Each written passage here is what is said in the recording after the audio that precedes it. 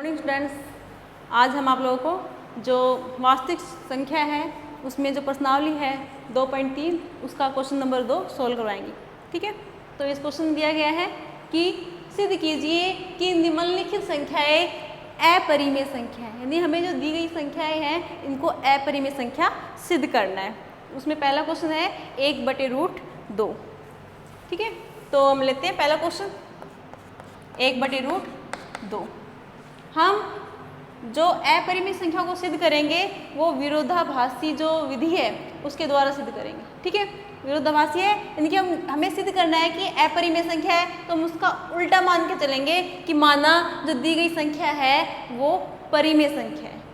ठीक है, तो हम इसमें लिखेंगे माना 1/√2 एक परिमेय संख्या है।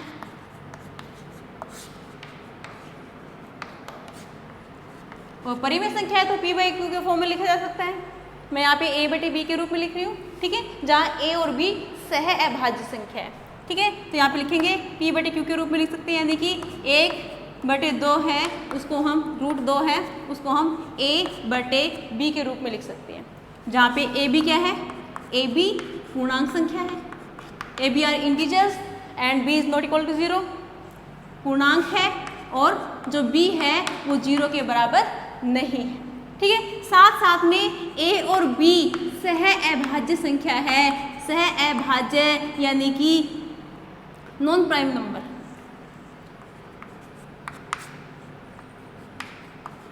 और सह अभाज्य संख्या है और इनमें आपस में कोई भी गुणनखंड उभयनिष्ठ गुणनखंड नहीं है, कॉमन फैक्टर नहीं है। यानी कि जैसे कि 2 4/6 है तो दोनों कॉमन फैक्टर इन दोनों में क्या है, 2 आता है, ये भी 2 से डिवाइड होता है, ये भी होता है ना।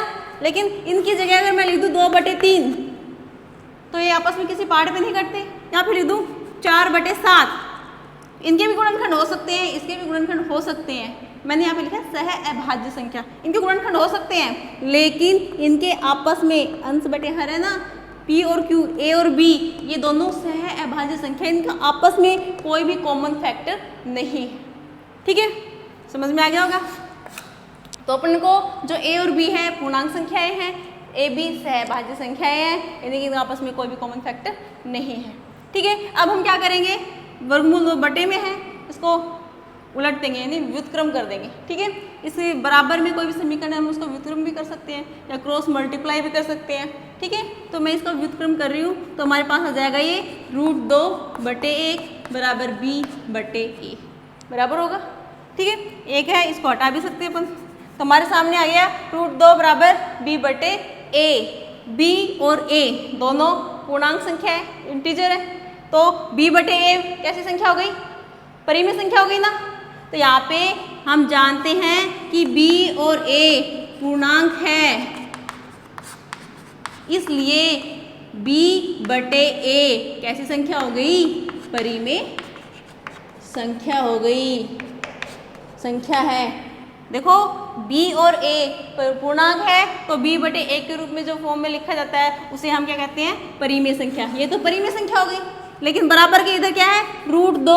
हम जानते हैं कि √2 परिमेय संख्या नहीं है, √2 तो अपरिमेय संख्या। यहाँ पे हम सिद्ध नहीं करेंगे कि √2 भी अपरिमेय संख्या, उसको भी सिद्ध करेंगे, वो सिद्ध नहीं करना है हमें। ठीक है, हम यहाँ पे लिखेंगे ये तो हम जानते हैं परिमेय संख्या है और ये इसके बराबर है, इसको समीकरण नंबर 1 मान लेंगे। समीकरण 1 से b/a परिमेय संख्या है तो √2 भी परिमेय संख्या होगा। यहाँ पे बात लिखेंगे कि समीकरण 1 से b/a कैसी संख्या है, एक परिमेय संख्या है। ठीक है, इसलिए अतः √2 भी एक परिमेय संख्या होगा।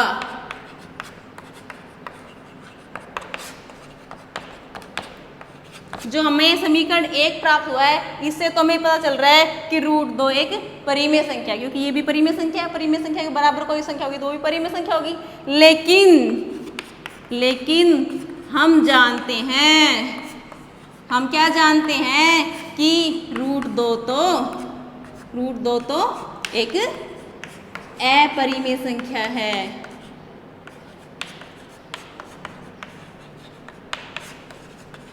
ठीक है। रूट 2 अपरिमेय संख्या है हम जानते हैं, लेकिन ये परिमेय संख्या पे आएगी तो दो बात आ गई ना रूट 2 के ऊपर कि परिमेय भी है और अपरिमेय भी है, यानी कि जो भी परिणाम मिल रहा है वो एक विरोधाभासी परिणाम है। इसको हम कहते हैं कॉन्ट्राडिक्शन। सिचुएशन किस तरह की होगी, एक कॉन्ट्राडिक्शन की होगी, एक विरोधाभास की स्थिति पैदा हो गई।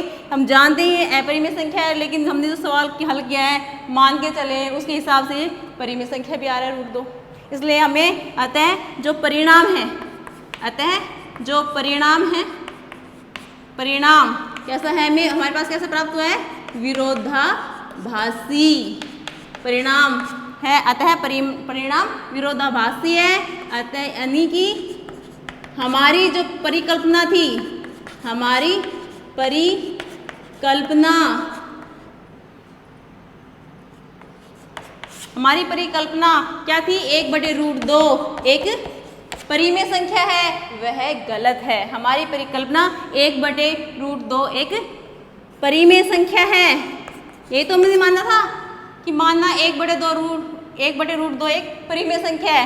अतः हमारी जो परिकल्पना थी कि 1/√2 एक परिमेय संख्या है, वह क्या है, वह गलत है। अतः सिद्ध होता है कि जो √2 है 1/√2 वो एक अपरिमेय संख्या है। इसके बाद ये लाइन लिखेंगे, अतः सिद्ध होता है कि 1/√2 एक अपरिमेय संख्या है।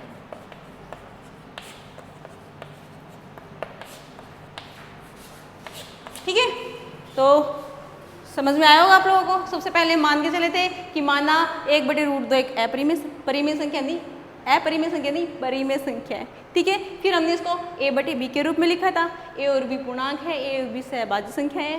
फिर इसके बाद हमने इसको व्युत्क्रम कर दिया, इधर √2 आ गया, इधर b/a आ गया। फिर यहाँ पे लिखा b/a तो एक परिमेय संख्या है, इसका मतलब ये बराबर में है तो √2 भी परिमेय संख्या होगा, जबकि हम जानते हैं √2 तो एक अपरिमेय संख्या है।